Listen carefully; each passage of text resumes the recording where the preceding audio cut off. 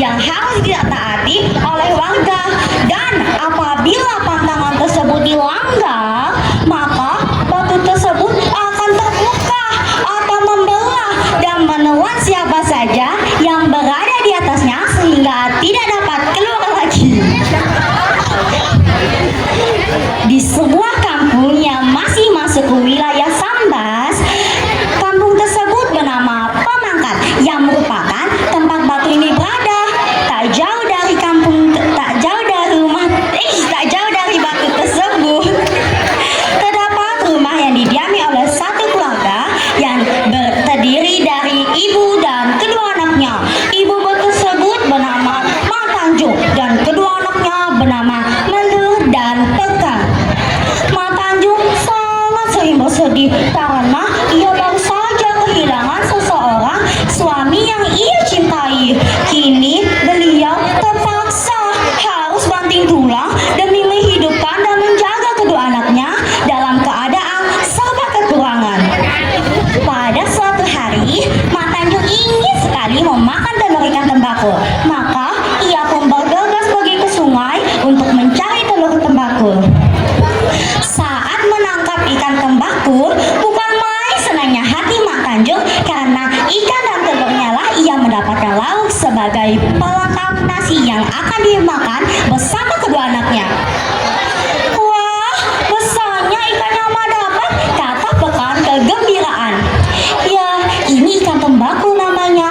Mak rasa ikan ini ada telurnya. Sudah lama Mak ingin untuk memakan telur tembakau, kata Mak Tanjung.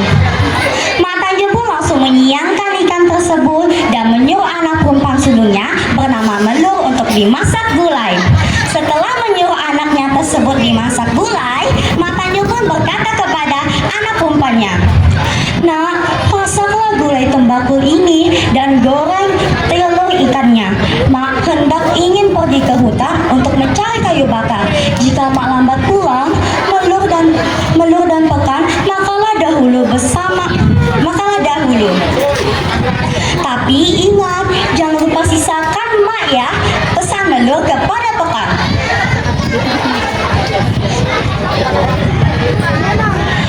Sebagai ibunya untuk mencari kayu bakar, Melur menjalankan amanahnya dan kemudian dia memasak gulai ikan dan menggoreng telur tersebut. Melur dan Pekan pun menunggu ibunya kembali untuk makan bersama. Akan tetapi sampai siang hari, Mak Tanjung belum kembali dari mencari kayu bakar.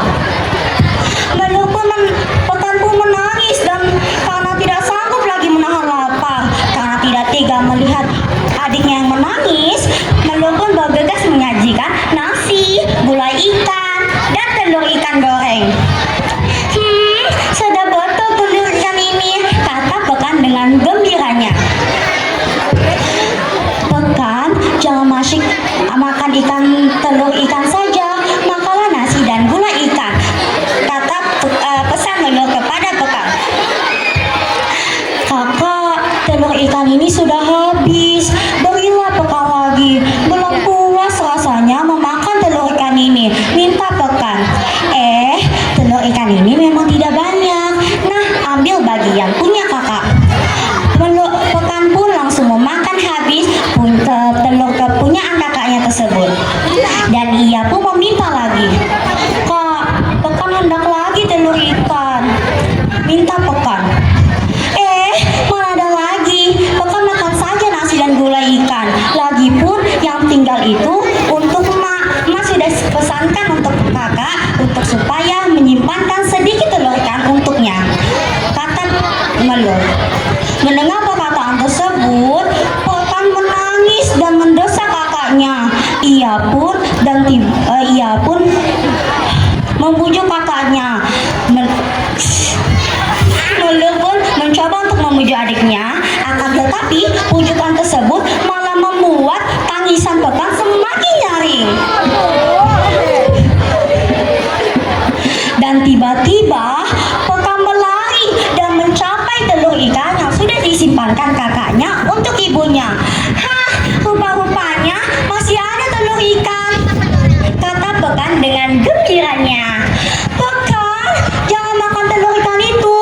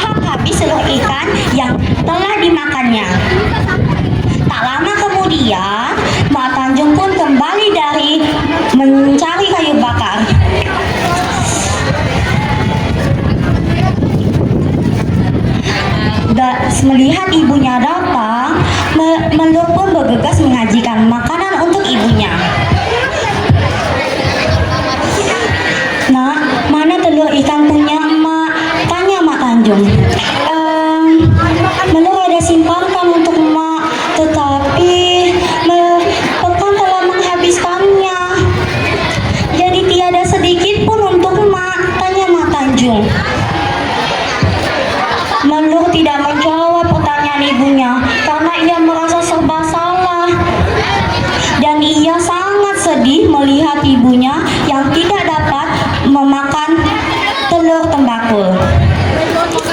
Hatinya sangat terpukul melihat ibunya, wajah ibunya yang sangat hampa karena tidak menikmati telur ikan tembakau.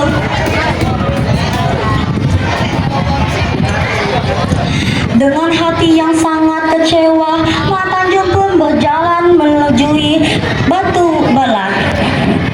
Sesampainya di Batu Bala, Mak Tanjung pun memohon kepada Batu Bala. Batu Bala, batu bertangkup, tangkupkan aku, hanggan kakiku, aku komponan telur tembakau. Tak, Batu Bala pun menelan kaki Mak Tanjung. Tak jauh dari belakang Mak Tanjung, Melu dan Pekan pun mengejar ibu mereka sambil menangis-nangis berteriak memanggil ibunya supaya pulang.